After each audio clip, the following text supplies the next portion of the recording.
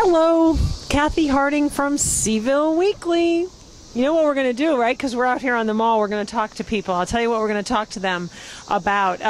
We have a little numbers piece in our UVA news this week in anticipation of U2's 360-degree tour coming to Scott Stadium. It's the third ever big rock show that has played at Scott Stadium, and it is bigger than the other two basically combined. The numbers are sort of astonishing. The set is 164 feet tall, and it takes 120 trucks to transport it. Not only that, but each show, based on the calculations, produces 457.2 tons of carbon footprint. That's per show, okay?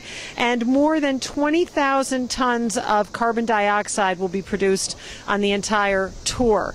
So what are we going to talk to folks about? We're going to ask them about the biggest, most extravagant rock show that they've ever been to and what it was like. Stay tuned.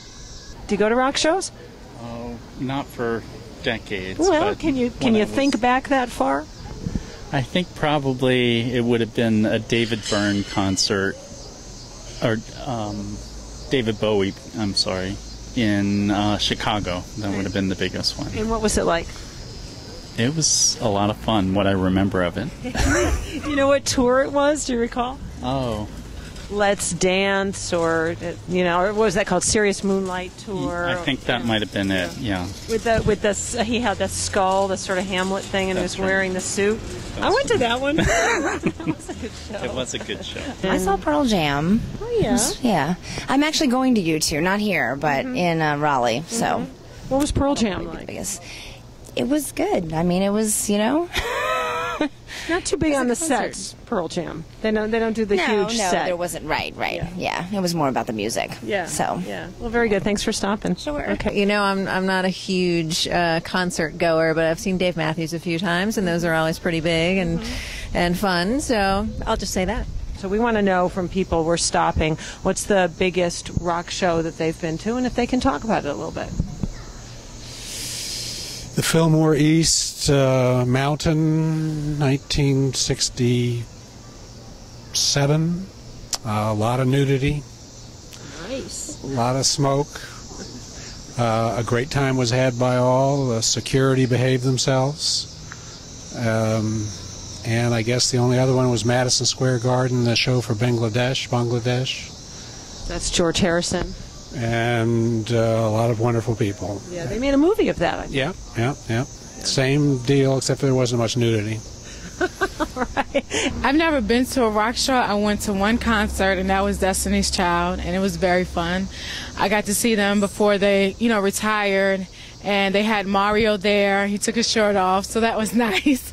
And they had Tyra there, so it was nice. I had a lot of fun. Tyra, like Tyra Banks? No, it was Tyra a singer. Like okay. Yeah, so it was a lot of fun.